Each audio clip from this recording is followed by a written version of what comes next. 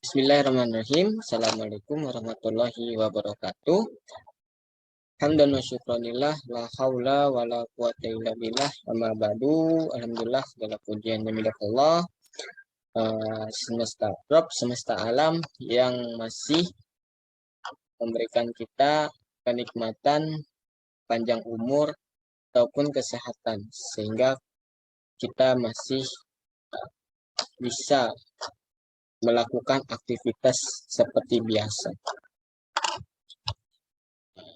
Teman-teman semua, para penonton dan para pendengar, kali ini saya akan membawakan materi dari mata kuliah sejarah sosial yang berjudul Konsep dan Teori dalam Analisis Historis, yang diampuh oleh Bapak Dr. Imam Subaghi M.A. Dan teman-teman semua, sebelum saya masuk ke materinya, saya ingin sedikit memberikan sebuah pengantar ya. Pada materi ini, kenapa ini dimasukkan ke dalam materi? Karena dalam sejarah kita tentu akan menganalisis sejarah. Dan analisis sejarah itu tidak semudah membolak-balikan tangan, tetapi ada konsep dan teori dalam analisis sejarah tersebut. Apalagi sejarah tersebut berkaitan dengan sosial atau humaniora, pasti akan membutuhkan teori dan konsep. Bagaimana cara menganalisis sejarah sosial, bagaimana cara menganalisis masyarakat kota yang termasuk bagian dari sosial. Masyarakat kota pada zaman dahulu, abad ke-16 atau abad ke-18, ketika bangsa ini masih berada di genggaman Nusantara, dan itu kita memerlukan teori. Bagaimana ceritanya ini, pengambilannya gimana, kemudian apa sikap kita terhadap nilai sejarah itu, atau pengambilan sejarah tersebut itu bagaimana. Ini sangat diperlukan karena di sini nanti akan dijelaskan.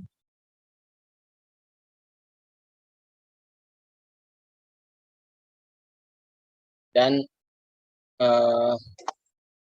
bagaimana contoh dalam analisis sejarah yang menggunakan teori dan konsep. Nanti akan dikasih contoh dalam perjalanan presentasi kita pada kali ini. Sebagian ilmuwan mengemukakan bahwa metodologi itu berkaitan erat dengan teori. Yang teori ini sebagaimana di layar, menurut Cohen, yaitu ada 4, dibagi menjadi 4 bagian yang besar. Pertama ada teori-teori analisis, yaitu penggunaannya seperti ya logika dan matematika. Kemudian yang kedua, teori-teori normatif yang digunakan dalam etika dan estetika. Kemudian yang ketiga dan terakhir yaitu teori saintifik dan metafisis. Kemudian fungsi dari teori dalam ilmu bantu sejarah ini yaitu untuk mengidentifikasi masalah yang akan dipelajari atau diteliti. Menata kategori-kategori untuk mengkelompokkan dugaan-dugaan melalui proses interpretasi. Simpulan-simpulan dari apa yang didapat dalam data yang sudah diuji atau yang sudah diyakini kebenarannya, dan itu teori. Kita menata hipotesis, dugaan-dugaan yang muncul di kalangan para sejarawan, karena setiap sejarawan punya simpulannya sendiri terkait dengan peristiwa yang dibahas, yang diteliti.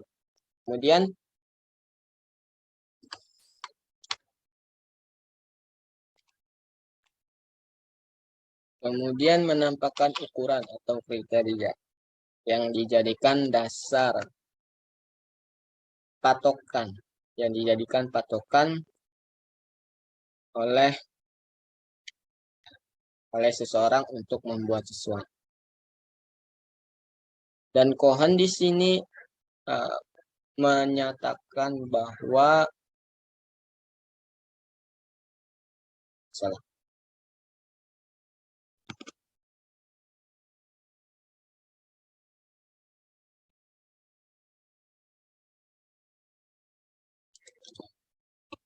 dalam implementasi teori-teori, konsep dan teori dalam analisis sejarah, ada satu contoh, yaitu Bapak Sartono Kartodirjo. Pak Sartono Kartodirjo ini menggunakan aspek-aspek atau pendekatan yang seperti dilakukan oleh Henry Landsberger. Pendekatan yang dilakukan oleh Landsberger sebagai kerangka analisis dalam the rule of design movement yang terbit pada 1986. Nah, Pak Sartono Kartodirjo ini mengambil contoh dari karangan Landsberger sendiri. Lalu Pak Sartono ini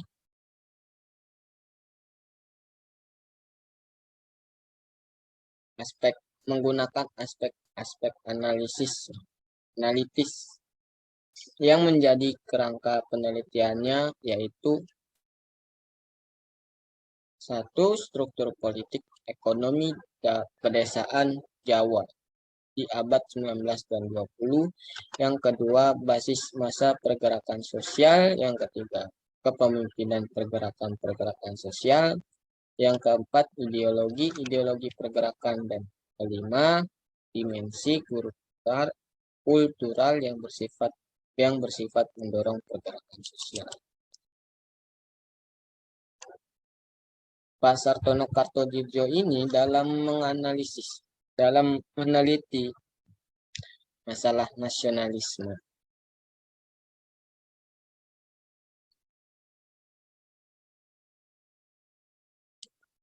beliau menggunakan konsep dari psikologi sosial.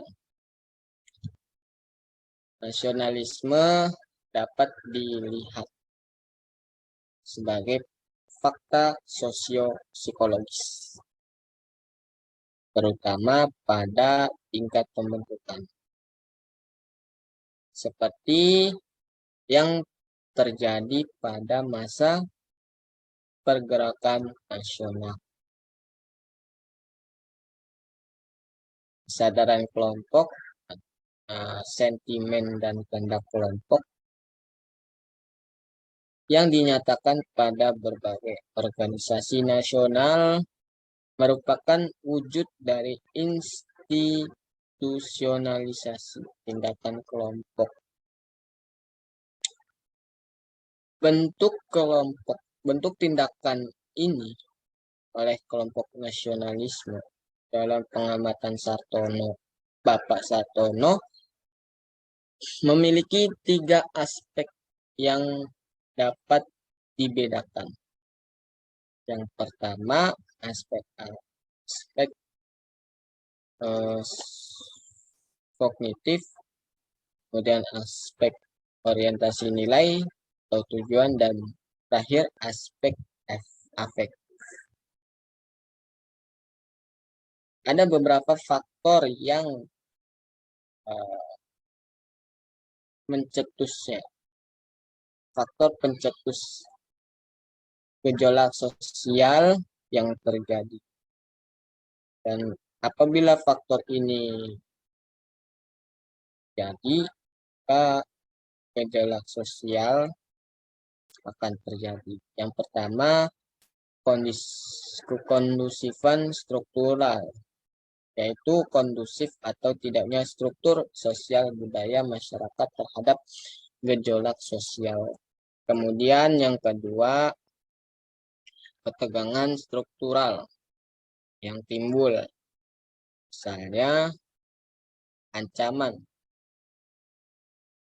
ketegangan struktural, misalnya ancaman itu, atau di privasi ekonomi. Kemudian yang ketiga, penyebaran keyakinan yang dianut.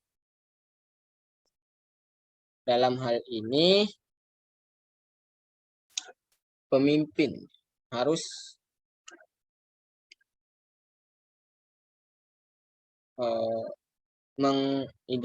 harus mengetahui pelaku yang potensi yang melakukan ini, sumber ketegangannya, melakukan ketegangan ini, dan mencari solusi untuk menghadapinya, dan harus diidentifikasi.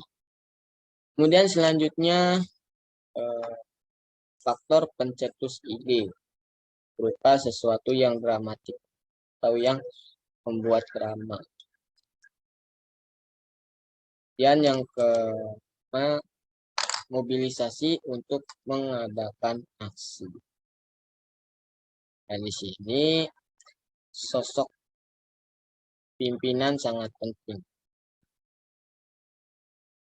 Situasi di mana ada kepanikan, munculnya perpecahan,